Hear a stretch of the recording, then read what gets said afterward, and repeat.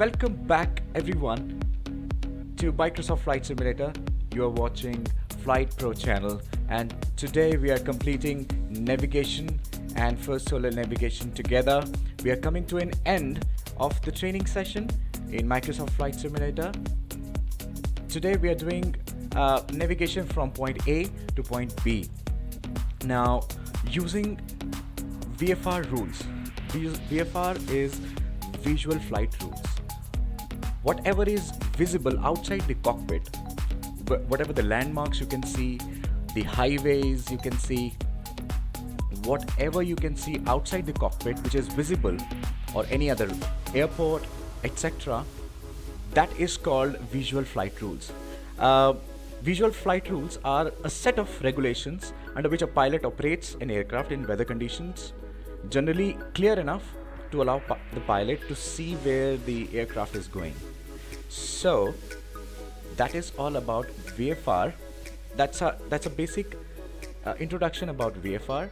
Whatever we're gonna be flying today is completely with the timing from point A to point B, from airport 1 to airport 2, following a path which is a visual path. So let's click on fly.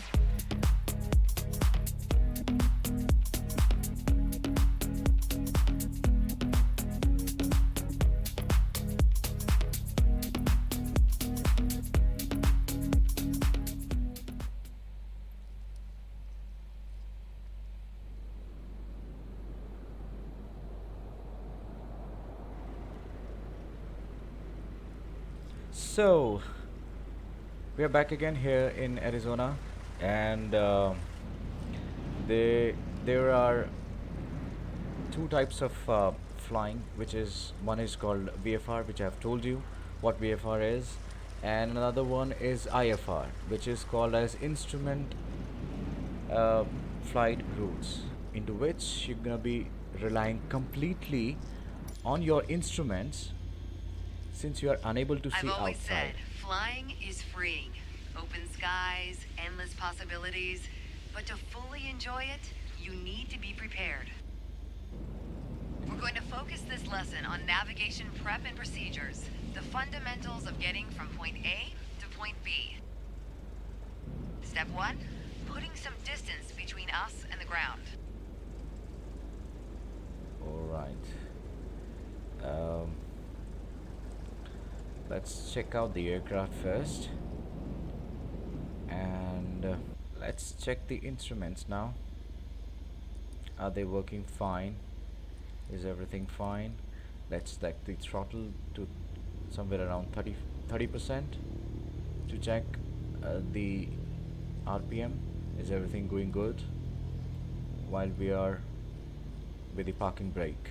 Okay, and then we're gonna be checking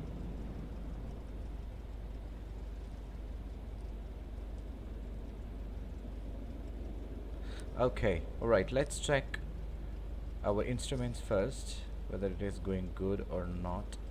Let's do left, center, right, center, forward, center, back, center.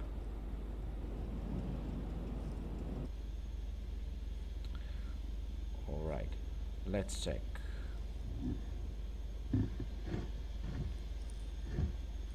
All right, everything is perfect. Okay, so let's take off. Let's release the parking brake, which is here. If you want me to zoom in, I can do a zoom in as well. This is a parking brake.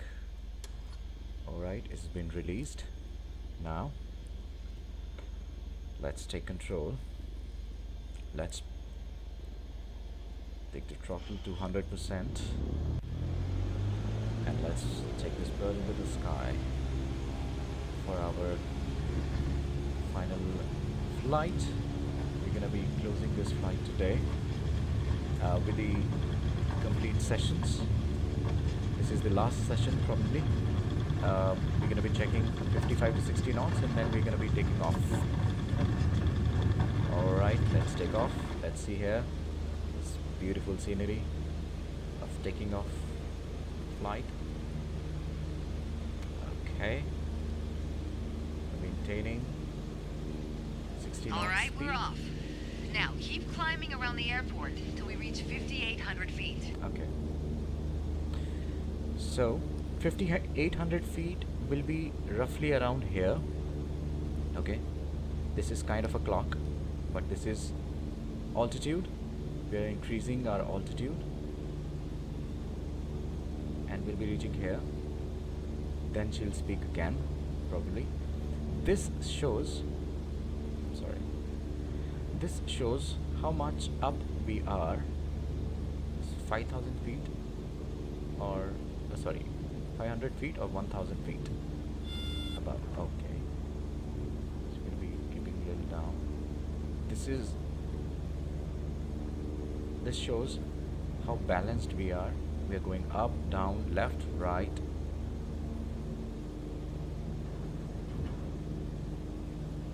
And this instrument shows the heading. Okay. Right now we are heading somewhere around 200 degrees. So everyone knows east, west, north, south. So the north one is 0 or 360. The south is 180. It goes without saying, but good navigation starts with good departure prep. Let's set up the aircraft for the first leg of your trip. Okay. Attitude? Check. Now for your heading. When you need to set and maintain a heading, you'll want to rely on your heading indicator. Compasses are prone to errors, especially during turns or while accelerating or decelerating. Right. Go ahead and position your plane above the airport. Alright, we're gonna be taking left now, and we'll be flying over our airport which we have departed. We'll be taking left, not more than 30 degrees, because otherwise it's gonna stall. See this, the heading is changing now. So okay, now this is the runway where we have departed, and we're gonna be flying above this airport to position ourselves for another airport. Okay, so what I was telling is, everyone knows that we have a east, west, north, south. The north is 0 degrees or 360. South is 180. East is 90, and west is 270. So this is how this has been created. Okay, and this is an instrument which shows the level of your aircraft. If you're going left, it will show left.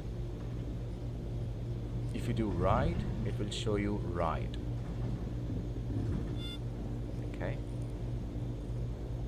now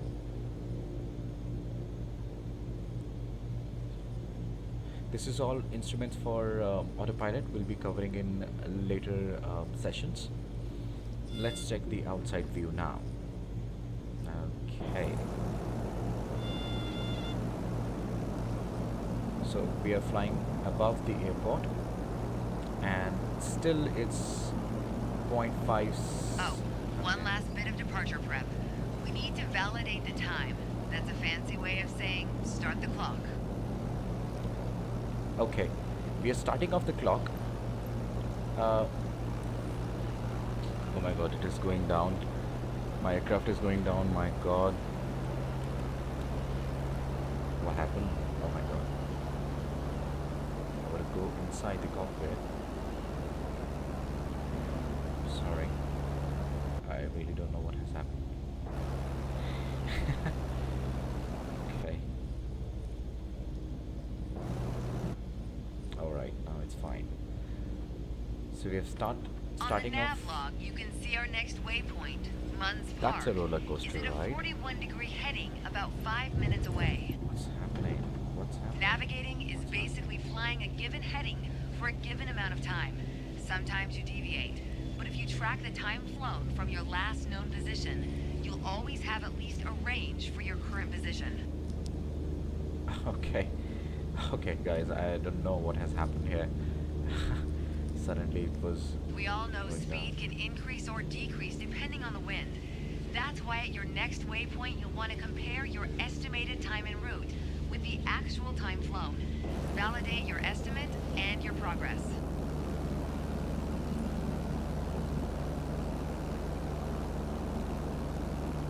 Okay.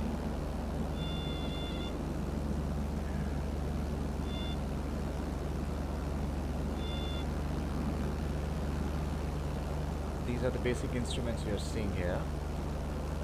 The airspeed, the altitude, the vertical speed, flaps, trim, and this is for fuel, and this is engine RPM, which you can see here.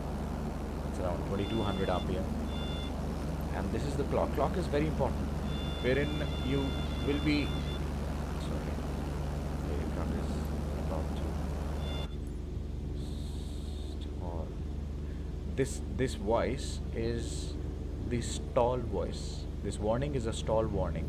When the aircraft goes below 40 or below 55, uh, this warning does come. Okay. So it is very important to maintain the airspeed above 60. So I was talking about the clock. I am having a little bit of turbulence. I'm sorry. I can't do anything on this.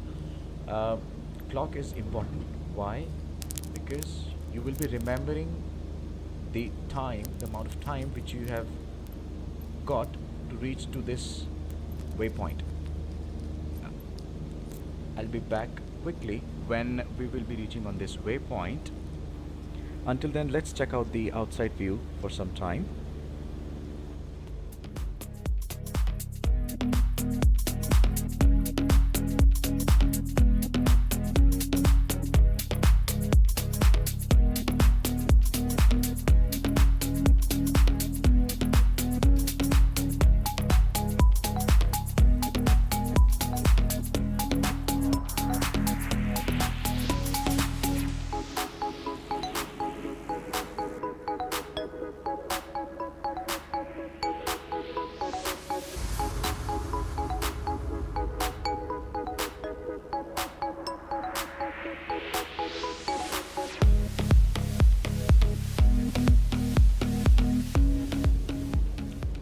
Alright guys, we are back again, and this is around 6 minutes, 6.5 minutes. We are about to reach Moon's Park.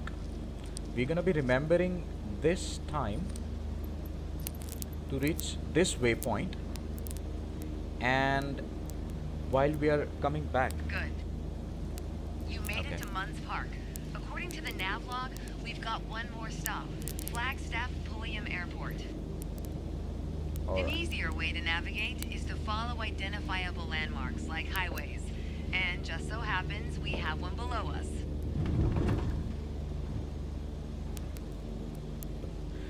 So this is something around 6.5 minutes for reaching this waypoint. We're gonna be resetting again, and we will be starting the watch again to reach this airport. Okay, this is somewhere around 9.5 nautical miles, and what we're gonna be doing is following the highway. As I've told you, there are two types of navigation: VFR and IFR. VFR is completely visual. What you're seeing outside. You can see the terrain. You can see highway. You're going to be following the highway. And VFR is not recommended when you have bad weather, where you cannot see anything. You have clouds all the way, and it is not recommended at night as well. These are for small aircrafts, okay, because small aircrafts does not have the ability like this. Cessna 152 does not have the ability to fly at night, so it is not recommended to fly with proper instruments here. Of course, indeed, Cessna can fly at night. There's no doubt about it. So what I'm gonna be doing is I'm gonna be following the highway. Let's check where the highway is. Okay. Here, I think here is the highway. Uh, let's take a left.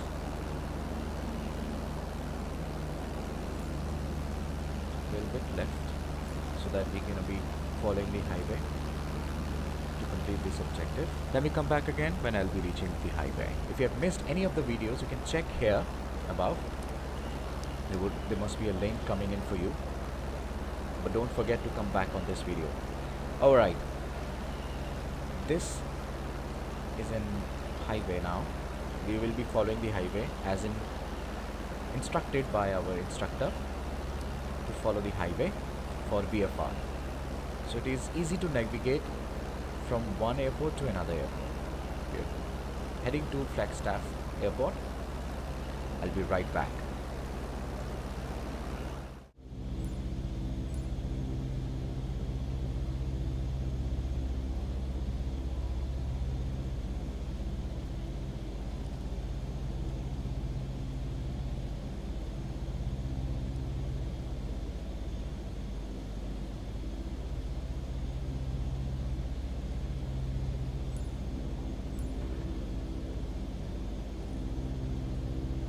As you close in on Flagstaff Pulliam airspace, next step is setting up to enter the traffic pattern. We've got clearance to enter the downwind leg and land on runway 21. Keep your attitude, then follow the standard pattern. Okay, as we are following this highway, we're about to reach our destination, and they're saying we need to be doing a downwind turn to land at this airport. Now let's check the outside view to get more clarity. We're going to be landing. We can add more throttle now. Alright, this is an airport. We will be landing at this airport. It says downwind turn.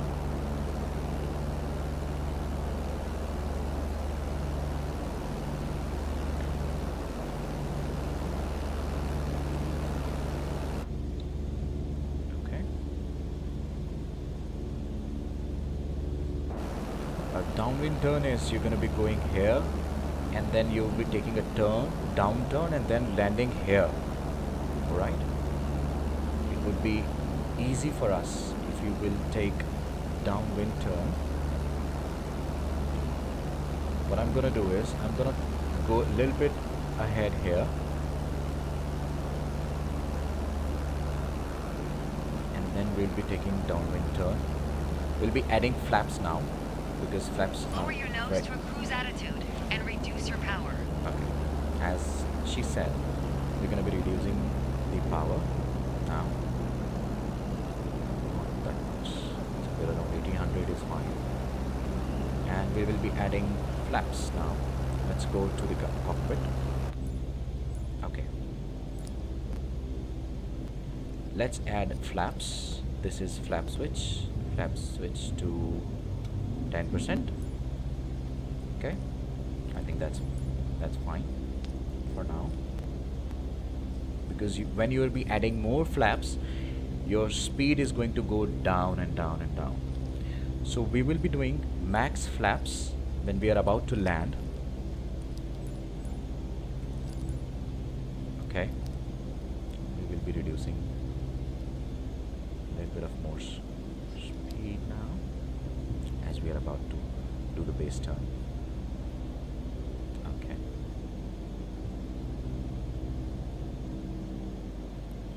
Let's pull the throttle now to idle. And let's turn. Let's do a turn now. Power should be at idle now, so you're losing altitude while maintaining cruise attitude.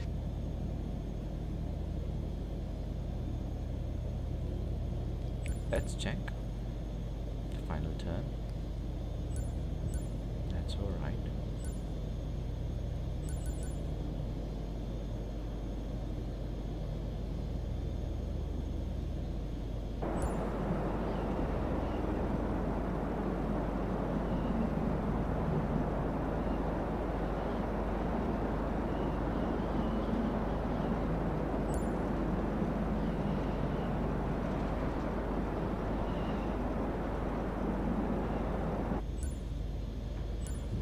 Alright, here is the runway in front of us.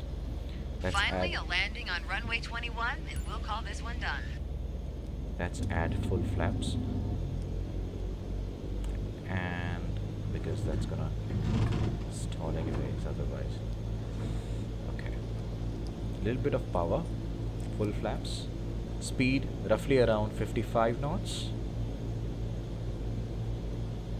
We're going to be doing a pause because it's not required. Okay, this is the runway threshold. Do you see these red lights and white lights? It has to be 2 red and 2 white. It indicates that you are on a perfect glide slope, for this runway to be landing.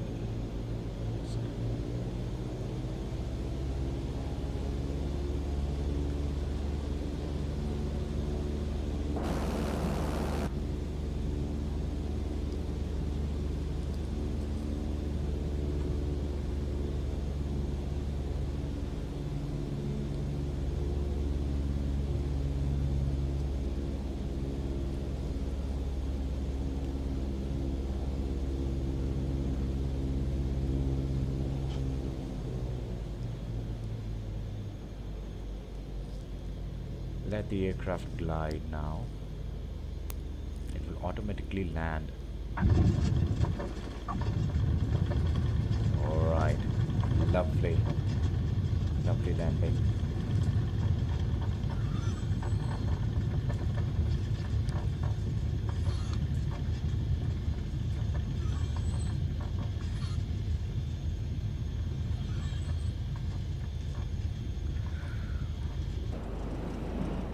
Wow. All right, successful VFR flight in the books. Amazing. Not bad. Not bad at all. Amazing. Amazing. Alright guys, thank you very much for watching this video. If you like this video, please subscribe to my channel and I'll see you guys in the next one. Later.